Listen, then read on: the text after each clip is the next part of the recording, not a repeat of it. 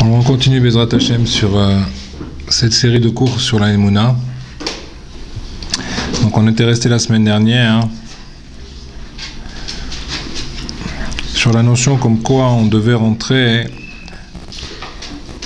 que si l'homme veut véritablement vivre avec Hashem, alors il faut qu'il utilise maintenant l'outil qui va lui permettre de rentrer en contact avec Hashem. Et on avait montré que cet outil-là, c'est la Neshama.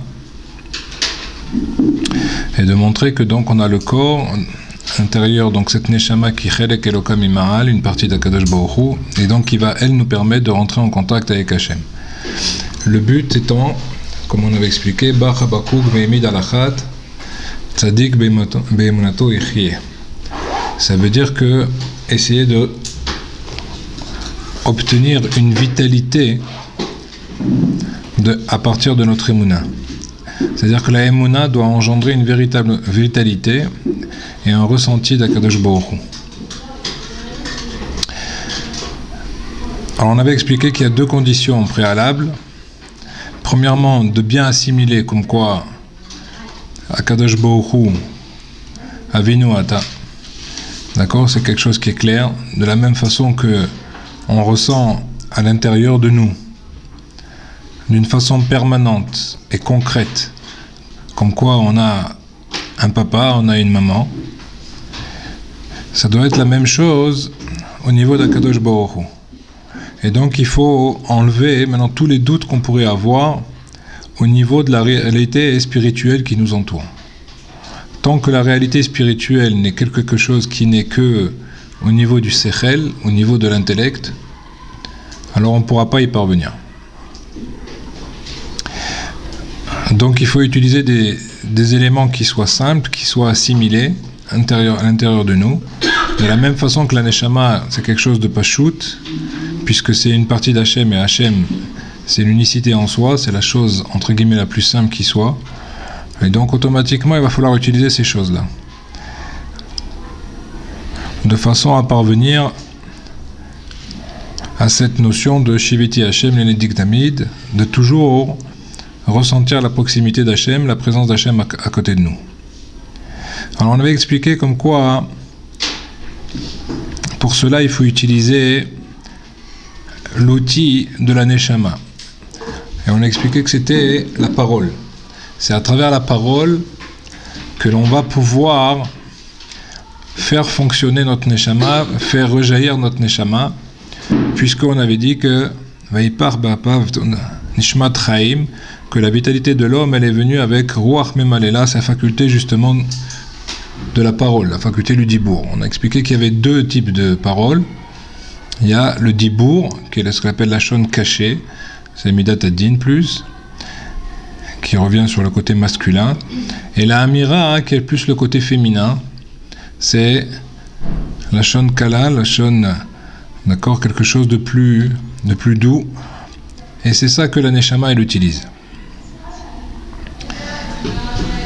Donc,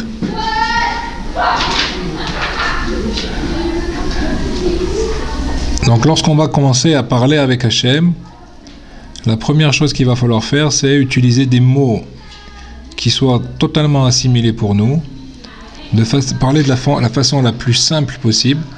Et c'est pas pour rien que Chazal nous dise qu'on doit dire toujours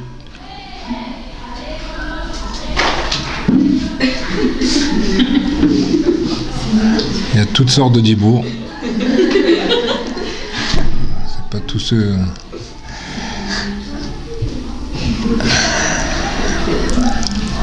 Comme vous voyez, donc c'est pas tout le dibour qui peut nous permettre de rentrer en communication avec Hachem. Bekoshi avec les animaux, mais en tout cas.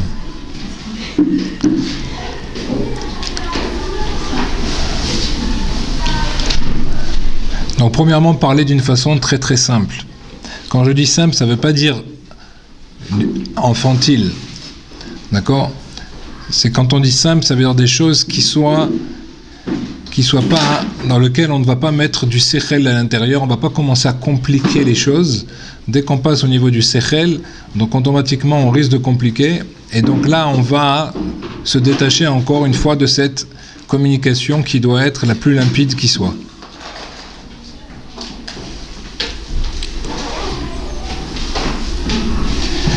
Et c'est ainsi qu'on va arriver, comme on dit tous les jours dans l'Elul Shabbat, Vayada'ata hayom, va'ashevota levavecha. Premièrement, il faut qu'il y ait un chibour. Da'at, c'est la chose chibour. Donc il faut qu'il y ait, que ce que l'on prononce soit totalement intégré, assimilé à l'intérieur de nous, de façon à faire ce travail ensuite qui va lui permettre de passer au niveau du cœur, donc au niveau de notre être intérieur.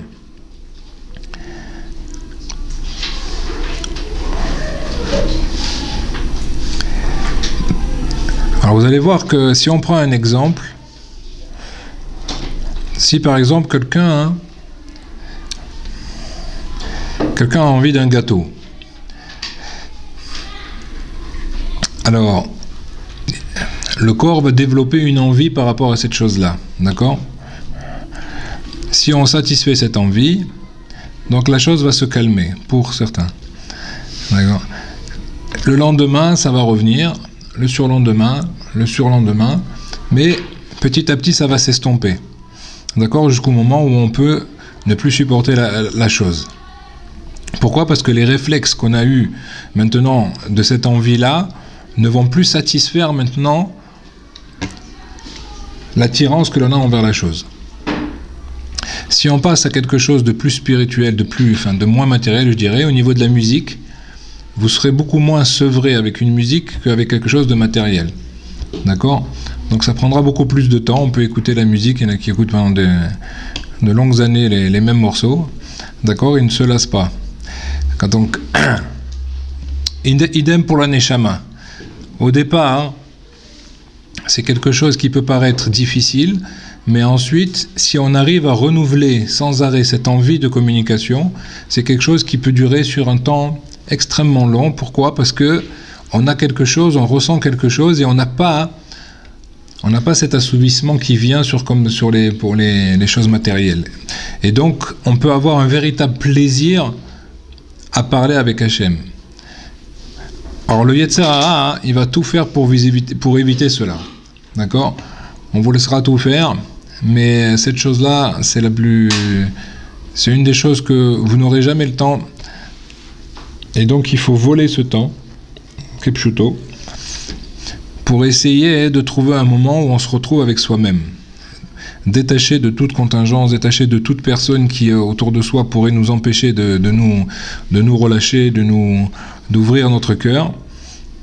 Alors chacun pourra le faire en fonction les femmes, encore une fois, je dis c'est plus facile pour elles que pour les hommes, parce que l'homme étant dans la asiya, donc il est sans arrêt, il est face à des situations qu'il doit gérer, et donc ces choses-là le mettent sans arrêt, l'empêchent, je dirais, de rentrer avec son fort intérieur. Donc pour les femmes c'est peut-être plus facile, mais en tout cas quoi qu'il en soit, il faut faire un effort pour trouver ce temps-là, et pour petit à petit, vous allez voir que le cheminement, c'est comme si on est sur un chemin, le lendemain on connaît déjà le début du chemin, et après on avance et on avance et on avance pour essayer de faire véritablement rentrer en communication avec soi-même. Donc la périodicité est importante, la ekviyut, il faut être régulier sur ces choses-là. Si on n'a pas de régularité là-dedans, alors évidemment il faudra recommencer après cette chose-là. Ceux qui parviennent, comme les tzadikim, qui parviennent à le faire d'une façon encore plus, je dirais quasi permanente, d'accord, je vais prendre un exemple.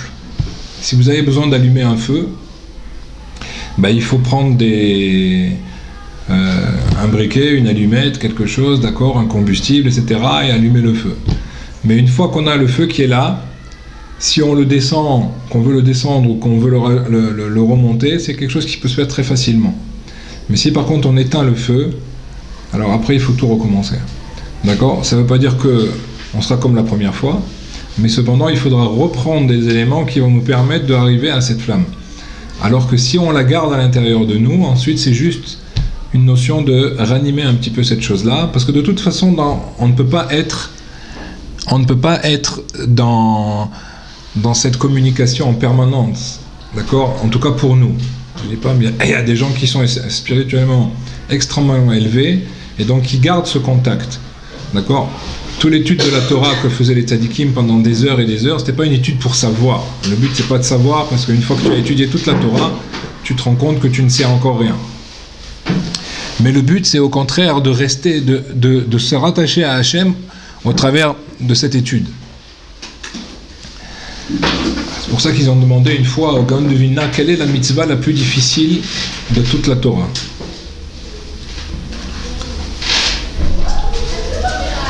Que diriez-vous? Parmi les 613. Accepter les souffrances. C'est pas une mitzvah. Je suis arrivée en premier. Je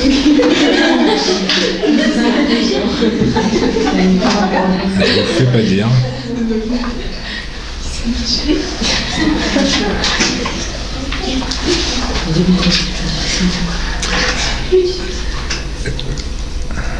Les autres.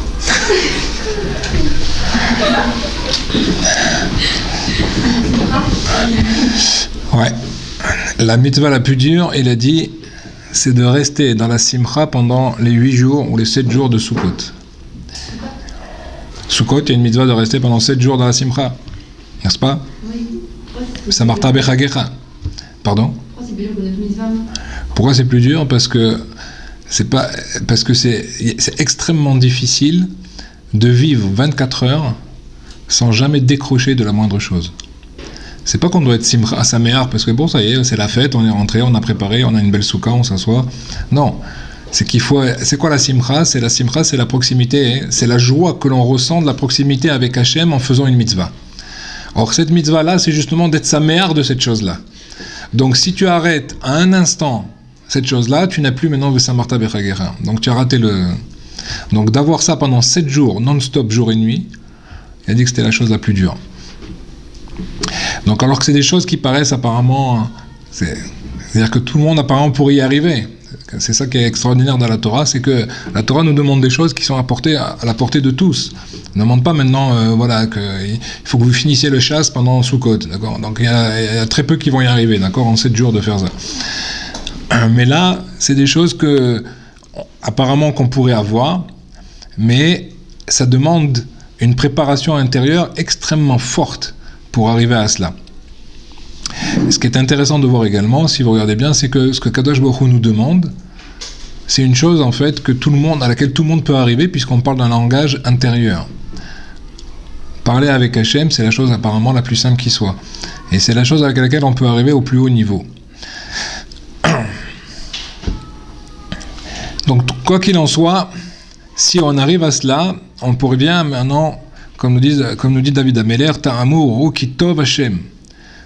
Ta'amu uru, c'est-à-dire que maintenant il faut goûter à cette chose-là, il faut y arriver à y goûter. Mais pour goûter à cette chose-là, ça demande un entraînement.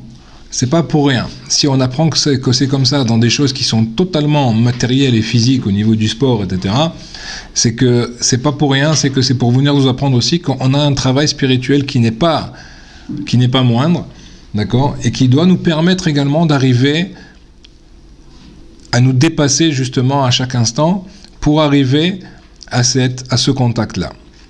C'est d'ailleurs pour ça que le Rama, on a expliqué dans le Shulchan Arour, il le met ça en tant que première halakha. Shiviti Hashem l'inegdi tamid. C'est pas pour rien. Il n'est pas là pour nous apprendre du moussar pourtant.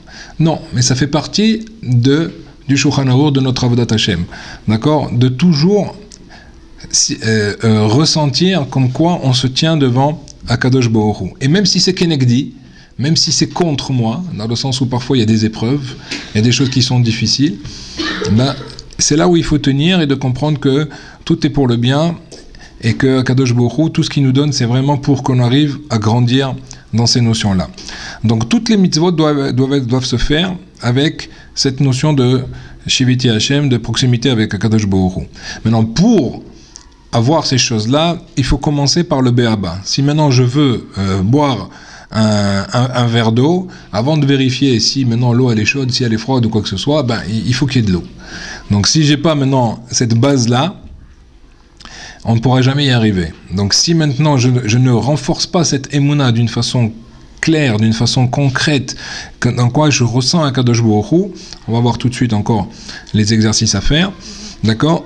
Donc cette notion de crainte d'Hachem, cette notion d'amour d'Hachem, tout ça, ça va nous permettre d'avancer. D'accord, quand je réfléchis sur la bria et que je réalise qu'il y a un créateur. Donc s'il y a un créateur, ça veut dire que moi-même je suis créé.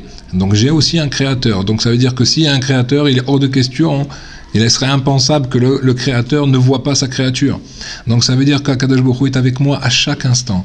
Je me lève quand je dis Modéani, je dois béhémet de remercier Akadosh Baruch Hu pour cette Neshama, pour cette journée qui me donne en plus. D'accord? Ça doit être un vrai remerciement. Et donc déjà, si j'arrive, avant de dire ce Modéani, à m'arrêter et à réfléchir, donc déjà je mets Hachem avec moi dans mon réveil.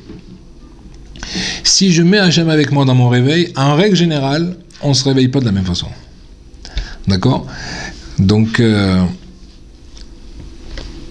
c'est quelque chose qui est fondamental et qui va nous accompagner pendant toute la journée. Alors ce premier travail de ressentir Akadosh Baruch Hu dans notre cœur, comment on doit le faire? On avait déjà vu cela, je le reprends parce que certaines n'étaient pas là dans l'année dernière, dites pas en tout cas dans ce cours. Il y a un système, on doit utiliser la notion de questions et réponses. Alors c'est quelque chose qui paraît un petit peu fatidique au départ, ça paraît un petit peu assez bizarre, mais pourtant, on avait expliqué, rappelez-vous, avec Pessah, comme quoi tout est basé dans la Haggadah sur une notion de questions et réponses. On pose des questions aussi basiques, aussi simples qu'elles soient, et on y répond. Mais à chaque fois qu'on y répond, sachez que vous enfoncez la chose dans votre cœur. Et encore une fois, c'est du goutte à goutte, et encore une fois, et encore une fois. Qui a créé le monde? Hachem, il a créé le monde. Donc s'il a créé le monde maintenant, ça veut dire que tout ce qui est autour de moi, c'est Akadosh Baruch Hu qui l'a fait. Ça veut dire que maintenant, tout ce que je regarde, c'est Hachem qui l'a voulu. Tout ce que etc., etc., etc. Si on arrive à intégrer ces choses-là à l'intérieur de soi, eh ben c'est comme ça qu'on va arriver petit à petit à ressentir les choses. Le problème qu'il y a en règle générale, c'est que on sait les choses et on ne passe pas à l'étape suivante. On reste au niveau du sechel, mais on ne la fait pas pénétrer à l'intérieur de nous. Or pourtant, Chazal nous dit, c'est le but, c'est quoi? C'est de faire tout pénétrer au niveau du cœur, puisque le cœur, c'est donc l'endroit où va résider maintenant tout le ressenti spirituel, le ressenti intérieur de la personne. D'accord? On avait expliqué comme quoi on ne peut pas arriver maintenant à faire ce travail-là avec des choses matérielles, voire même avec des sensations matérielles.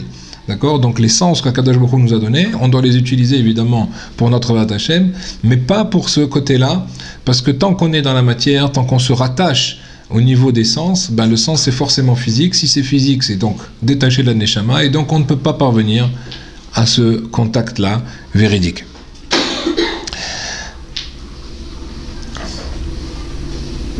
Donc on va tout faire pour rentrer cette notion au plus profond de nous et dépasser le côté de l'intellect.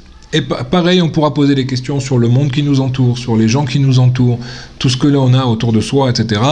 Et à ce moment-là, on verra qu'il y a un créateur dans tout.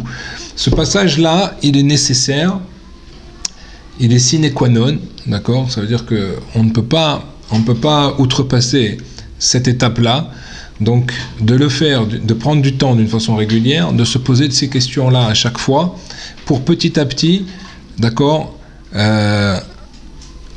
comme le goutte à goutte, comme on a expliqué, faire rentrer ces choses-là à l'intérieur de nous.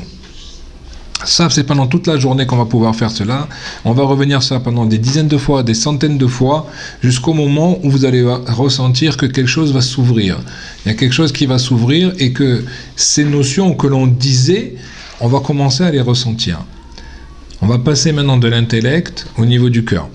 Mais encore une fois, ça peut prendre des semaines, ça peut prendre des mois, ça peut prendre des années. Mais si on ne fait pas ce travail, il n'y a aucune chance qu'on puisse y arriver. D'accord? Sinon, tout le reste ne sera qu'au niveau de notre intellect et pas au niveau du vécu, et ça serait dommage. Donc là, on va arriver à un Da'at Amiti pour pouvoir arriver à faire ce Va'ashevota. Tant qu'on ne ressent pas que la Neshama est rassasiée de cette notion-là, alors ça sera inutile également d'essayer de passer à l'étape suivante. Au bout d'un moment, on doit avoir envie de faire ces choses-là. Parce que si c'est quelque chose qui nous apporte, c'est quelque chose qui nous fait rentrer en contact avec nous-mêmes et nous fait donc grandir dans cette akara, là, dans cette perception de ce que nous sommes véritablement, et vous verrez que c'est extraordinaire ce qu'il y a à l'intérieur et les forces que nous avons à l'intérieur de nous, on avait expliqué ça la semaine dernière, n'oubliez pas, d'accord, qu'en fait tout est en nous et que l'erreur, ça serait essayer d'aller chercher les choses à l'extérieur ou de ressembler à d'autres personnes, etc. Tout est à l'intérieur de nous, ce qu'il faut c'est aller puiser à travers ce puissant fin, d'accord, qu'Akadosh Baruch Hu nous a donné et dans lequel se trouve la Neshama. Mais tant qu'on ne fait pas ce travail-là, donc c'est de l'illusion et même si on est en train d'étudier la Torah toute la journée, eh ben on peut passer à côté de la notion de Oved Hashem. Alors comment ressentir Akadosh Baruch Hu? D'accord, on a dit la parole, cette fameuse Amira, le langage de la Neshama. Pour cela, ce temps de Hitbodedut, ou de réflexion, ou de bilan personnel, appelez ça comme vous voulez, chaque jour, le Ramchal, il le dit maintenant que c'est quelque chose qui est, même dans la Mesilat Yesharim, il ramène ça également, d'accord, comme quoi c'est quelque chose qui est fondamental, de chaque jour passer un moment où on se détache de ce monde matériel, entre guillemets, pour passer à cela. Et deuxièmement, on a parlé donc de parler avec Hachem, et sans cela, c'est du bluff un peu.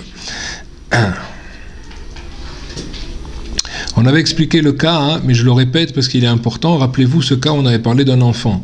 Que si on dit à un enfant une chose et qu'on ne lui répétera jamais cette chose-là, il y a très peu de chances qu'il soit ma'amine dans cette chose-là. D'accord ? Pourquoi ? Parce que c'est justement en répétant que l'enfant va voir dans tout ce qui lui arrive, dans tous les événements, dans tout ce qui se passe autour de lui, qu'il va rattacher maintenant cette connaissance, cette conscience intellectuelle à un vécu. D'accord ? Quand il arrive quelque chose et qu'on fait passer, on traduit cela avec Hachem, même quand il y a une épreuve. D'accord ? Un enfant, quelqu'un lui a piqué son bonbon, son truc comme ça. Alors vous dire, ah ben voilà. Alors si maintenant vous lui dites, bah oui, il n'est pas sympa celui-là qui vous a piqué cela, ok, on va créer maintenant quoi ? De la jalousie et de la haine envers l'enfant. Mais si on dit maintenant, si tu n'as pas eu ce bonbon-là, ben ça veut dire qu'Hachem il ne l'a pas voulu, c'est-à-dire qu'il n'était pas bien pour toi. Alors la prochaine fois, hein, il aura une autre réflexion sur l'événement qui va arriver. Et même s'il n'a pas la maturité pour faire le même cheminement, parce que vous allez lui dire, eh ben ça prendra encore une fois, mais au bout d'un moment, il va vivre dans une autre dimension. Complètement différente. Pourquoi ? Parce qu'il va rattacher chaque chose à une dimension supérieure. Et ça, c'est quelque chose, c'est de notre devoir, évidemment envers nos enfants, mais déjà qu'on commence par nous, il y a quand même pas mal de travail par rapport à cela. Donc sur cet exemple-là, vous l'aurez compris que si c'est vrai pour un enfant, donc Alachat Kama Vekama, combien ça doit être vrai également pour nous également. Ne pas oublier également que la Neshama, elle a soif de cela. Ça veut dire que la Neshama, elle attend qu'on lui ouvre cette porte, elle attend qu'on lui tende la main, entre guillemets. Ça veut dire qu'on lui donne les moyens à elle de s'exprimer.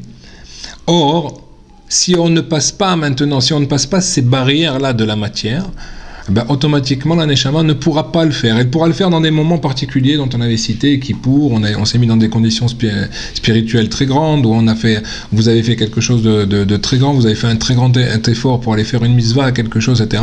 Donc à ces moments-là, quand on se surpasse évidemment, donc on est allé chercher des forces intérieures, donc la chose va rejaillir.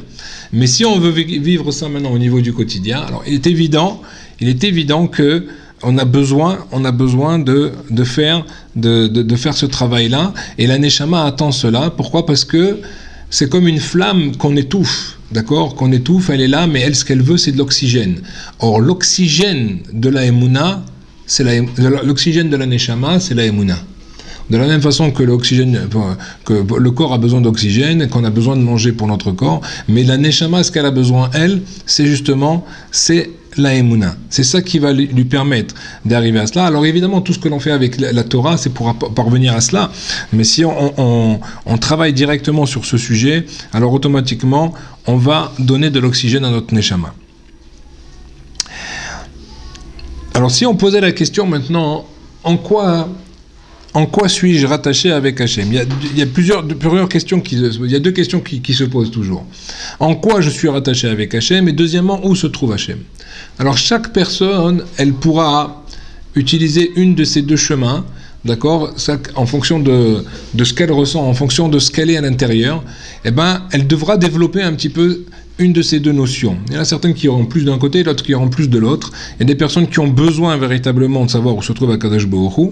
Il y a des personnes qui ont besoin de savoir comment ou en quoi je suis moi-même rattaché avec Akadosh Baruch Hu. Alors celles qui veulent répondre à cette question-là, alors évidemment, il faudra travailler sur la notion de Ahavat Hashem, sur la notion de Hashgacha pratit, et tout ça, ça va se transformer dans des tfilotes également. Donc c'est là on va pouvoir développer ces notions-là. Là, on va parler maintenant du deuxième point, c'est où se trouve Akadosh Baruch Hu. Et là aussi, pourquoi je dis ça? Parce que, encore une fois, c'est que on est dans un travail qui est assez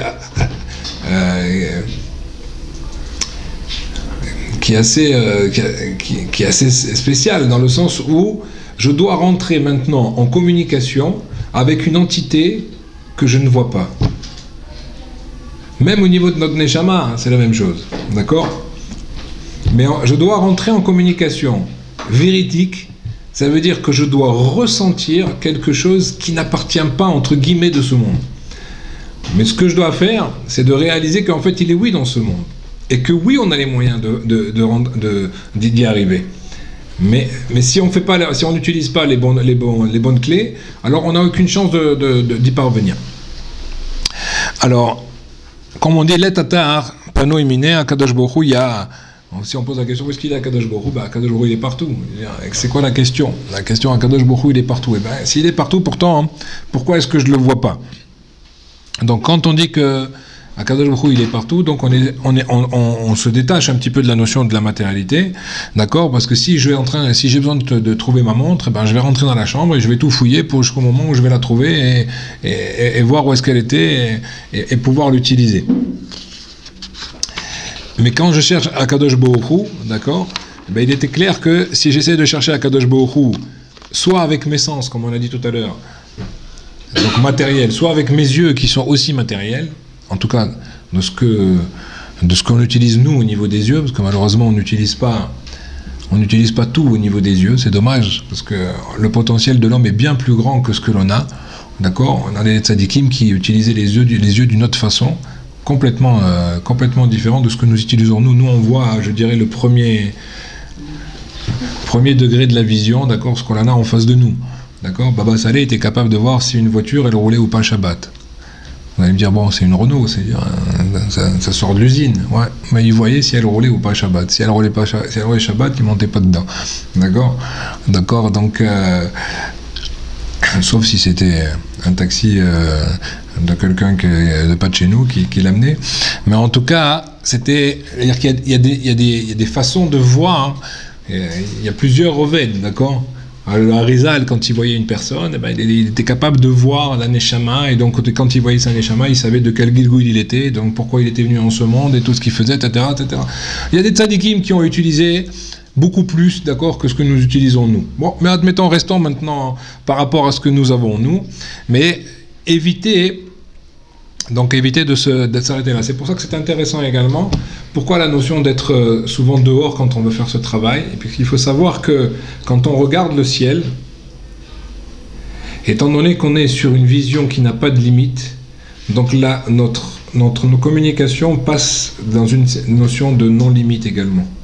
Donc c'est pas pour rien quand on dit il faut regarder vers le ciel, parce que Akadosh Baruch Hu, il est partout, il est aussi bien ici en bas que dans le ciel.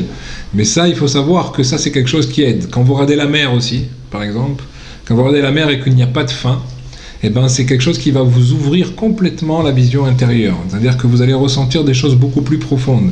Et c'est pour ça que très souvent, vous allez avoir une introspection de vous-même ou des souvenirs beaucoup plus loin quand vous regardez ces notions-là que quand vous êtes devant un mur ou quand vous êtes dans quelque chose qui vous ferme un petit peu dans vos Bahamot. Donc il faut sortir de ces notions-là, et c'est pour ça que la notion, souvent Chazal nous dit que c'est important de regarder. D'ailleurs, c'est une halakha, sachez que c'est une halakha même au niveau de la tfila, qu'avant de commencer le Shmona Esrei, il faut regarder le ciel.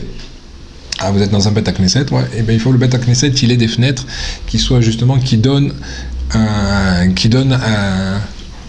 où on puisse justement regarder le ciel avant de commencer. Bon, malheureusement aujourd'hui, ça c'est des choses aussi qui sont qui ne sont plus vraiment utilisés. Parce que pourquoi? Parce que on est dans le Sidour et on est dans les Arba Amot du Sidour malheureusement, et ça c'est dommage. Donc il faut arriver maintenant à cette notion-là, d'accord? Il y a écrit maintenant Et Hashamayim et Haaretz animalé, Akadosh Baruch Hu, il est partout dans le monde. Donc pour arriver dans cette émouna véridique, d'accord? Un, la émouna, et deux, le ressenti dans le cœur. Alors qu'est-ce qui m'empêche maintenant de ressentir Hachem? C'est parce que en règle générale, c'est dû à un manque de niveau spirituel. D'accord? On avait expliqué que donc les deux niveaux de Emouna qui sont l'intellect et le cœur, dans les deux il y a de la Emouna, mais nous ce qui nous intéresse c'est de développer le deuxième. Donc cette deuxième réalité-là, il faut que ce soit une réalité qui soit vécue et qui soit ressentie et non pas qui soit sensorielle. C'est-à-dire qu'il faut que ce soit ressenti, mais pas avec les sens communs qu'on a l'habitude d'utiliser. Alors comment ressentir Hachem pour qu'Hachem se trouve avec nous? Alors encore une fois, on revient sur ce qu'on a dit tout à l'heure. Même sur cela, il faut passer au système de questions et réponses. D'accord? Parce que quand je dis maintenant, sans arrêt maintenant, voilà, est-ce qu'il y a Hachem dans cette pièce? La réponse est oui. Est-ce que je vois Hachem? En règle générale, la réponse est non. D'accord? Maintenant, je ne le vois pas. Est-ce que ça veut dire qu'il n'est pas là? Non. C'est évident qu'il est là. Maintenant, la question, c'est que je ne ressens pas encore cette présence. Pourquoi je ne la ressens pas? Parce que je suis encore trop introverti. Je suis encore trop maintenant, je prends trop de place. C'est parce que je prends trop de place que je ne peux pas voir Hachem. Ça veut dire que l'ennemi numéro 1 de la communication avec notre Neshama, c'est l'orgueil. L'orgueil, c'est un peu un mot un peu... La Geava, c'est un peu fort, mais en tout cas, le Ani, mon égocentrisme, j'en sais rien. Ça veut dire qu'en fait, je prends encore trop de place. Et c'est une chose dans laquelle il faut faire attention, d'accord? C'est pour ça qu'aujourd'hui, vous allez voir que les gens, ils essayent de tout organiser, ils essayent de... Tout doit être messoudar, d'accord? J'ai le travail, j'ai l'assurance maladie, j'ai l'assurance ça, j'ai l'assurance vieillesse, j'ai l'assurance truc, tac, tac. Donc tu as tout bouclé. C'est bien? Ouais. Bon, maintenant, Hachem, il ne peut plus rentrer. D'accord? C'est-à-dire que tu as tout tellement verrouillé par un système où, comme quoi, s'il y a ça, j'ai ça, il y a ça, j'ai ça. D'accord? Donc tu as enlevé maintenant la possibilité qu'Hachem, entre guillemets, il interagisse là-dedans. En cas de tu veux fermer la porte. Alors ferme. Mais c'est dangereux, il faut faire attention à ces choses-là, parce qu'au contraire, il faut toujours laisser de la place avec Hachem. Comme on disait, par exemple, par rapport au Beth Amikdash, quand le Beth Amikdash il est détruit, la Gemara dans Yoma, vous connaissez toutes, comme quoi la Gemara a dit que si le Beth Amikdash était reconstruit, ben, à notre époque, il serait redétruit. C'est-à-dire que si on n'a pas le Beth Amikdash, c'est pas parce que maintenant ils ont fait une erreur il y a 2000 ans, mais c'est parce qu'on est en train toujours de faire cette erreur. Parce que le jour où on ne fait plus cette erreur, le Beth Amikdash y revient. C'est quoi l'erreur? C'est qu'on ne fait pas de place à Hachem dans notre cœur. À partir du moment où on fait une place à Hachem dans notre cœur, eh ben Hachem, il réside parmi nous. Et s'il réside parmi nous spirituellement, d'une façon concrète, ben il va résider parmi nous également matériellement, entre guillemets, dans le sens physiquement, avec la Shrina qui va venir dans le Beth Amikdash. C'est-à-dire que tout ce qui nous manque aujourd'hui au niveau de la Shrat Shrina, c'est parce que nous-mêmes, nous ne faisons pas ce travail suffisamment de mettre Hachem dans ma vie, de mettre Hachem dans mon cœur d'une façon concrète. C'est clair ? Donc c'est quelque chose qui est fondamental, et donc l'ennemi de cela, c'est justement mon ani, c'est mon ego, parce que comme j'ai maintenant moi-même, je suis dans un monde qui prend trop, tout ce que je fais moi-même, ça prend trop de place, et donc je ne peux pas ressentir Hachem. Et c'est pour ça que Chazal nous dit En ani vehu yecholim ladur bekrifa achat. Akadosh Baruch Hu nous dit En ani ve'u yecholim. Lui et moi, on ne peut pas habiter dans cette proximité à ce même niveau. Alors ça veut dire quoi? Mais non, au contraire. Akadosh Baruch Hu, lui, il est partout. C'est Vadaï qu'il est partout. Mais toi, tu ne laisses pas rentrer Akadosh Baruch Hu.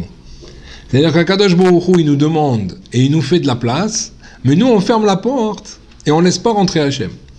Et tout ce que l'on fait dans notre quotidien, et toutes les avérotes que l'on fait, et toutes les mauvaises midotes qui s'installent, etc., ça n'est uniquement causé que par ce problème-là. C'est parce qu'on n'a pas pris Hachem avec nous par la main. On n'a pas laissé Hachem avec moi. Si quand je me lève, je dis Modéani, je te remercie Hachem, viens avec moi maintenant et aide-moi à te servir pendant toute une journée, il est clair que je ne vais pas parler de la même façon, que je ne vais pas marcher de la même façon, que je ne vais pas réagir de la même façon à tout ce qui va se passer dans cette journée. Parce que j'ai laissé de la place. Et donc, quand j'ai laissé de la place, j'ai Hachem avec moi. Quand j'ai Hachem avec moi, automatiquement, j'ai de la réflexion dans le sens où je ne suis plus tout seul. Dans tout ce que je vais faire, je vais prendre Akadosh Baruch Hu avec moi. Donc,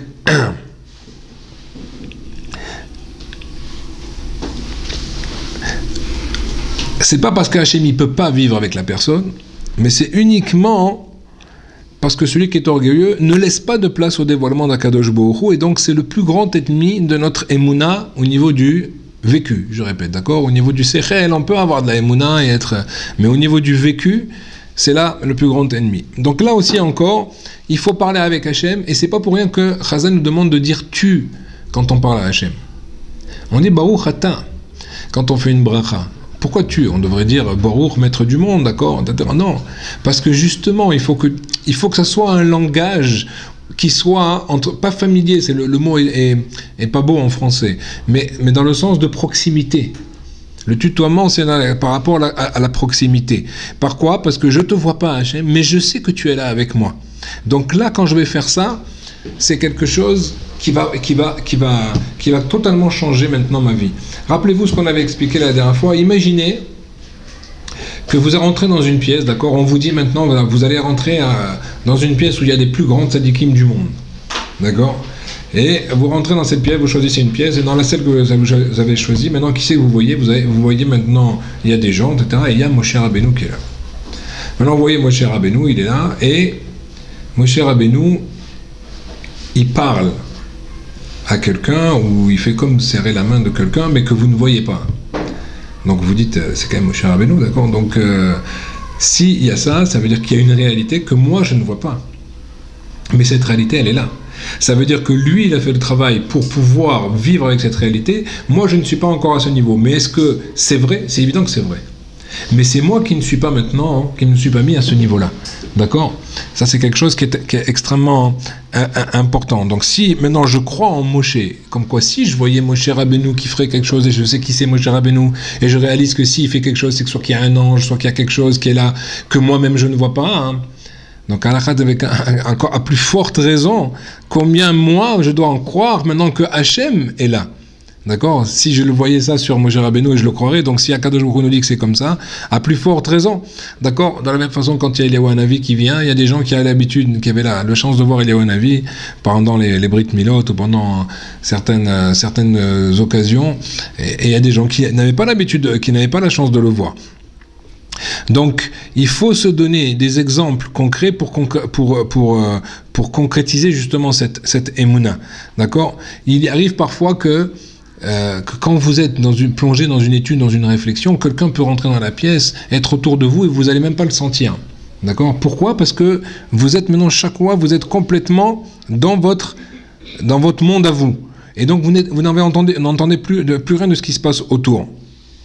Eh bien, quand vous êtes dans une tfila, il faut arriver à complètement maintenant se mettre en communication avec Akadosh Baruch Hu. Il faut complètement être vraiment dans une unicité maintenant avec qui vous parlez. D'accord? C'est pas pour rien que Chazal il nous demande de nous préparer avant la tfila, et pendant la tfila, la halakha nous demande comme quoi tu dois avoir chaque mot qui prononce, qui sort de ta bouche, qui soit complètement connecté avec ce que tu dis.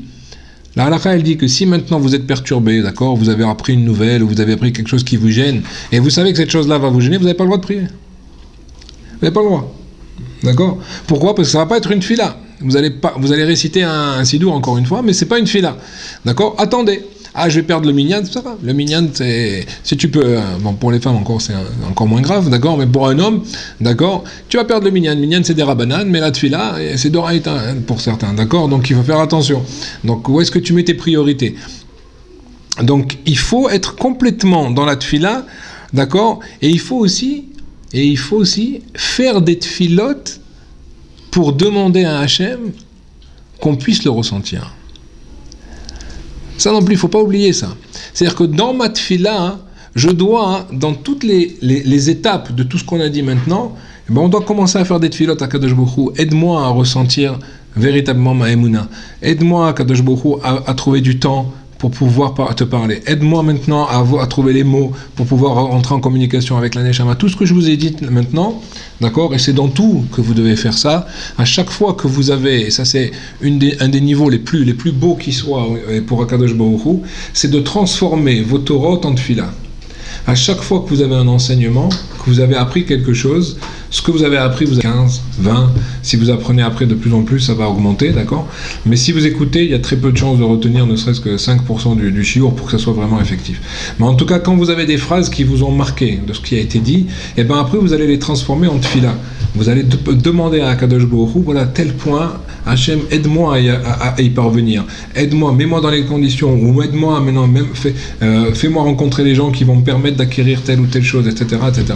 Ça, c'est extrêmement important. Et donc, de demander de ressentir Akadosh Baruch Hu, ça doit faire partie aussi de notre filote pour qu'on sente véritablement sa présence. Si on arrive à faire cela et que vous faites ces exercices-là dans chaque moment que vous avez de libre, d'accord, vous avez 5 minutes par là, vous êtes en chemin pour aller quelque part, vous êtes à l'arrêt d'autobus, et vous vous posez ces questions, etc., vous allez voir, c'est pas de la rigolade, vous allez voir que petit à petit, au début, ça paraît complètement... mais bon, ça marche pas son truc, d'accord, et c'est bien beau de dire maintenant Hachem où tu es, etc., mais bon, vous allez voir, laissez faire le temps, continuez, et vous allez voir qu'au bout d'un moment, les choses, elles vont véritablement se transformer. C'est quelque chose qui vraiment fonctionne. Et en tout cas, même si on est loin encore de ressentir les choses, et bien petit à petit, vous allez voir que de toute façon, votre émouna, elle sera beaucoup plus renforcée, complètement différente.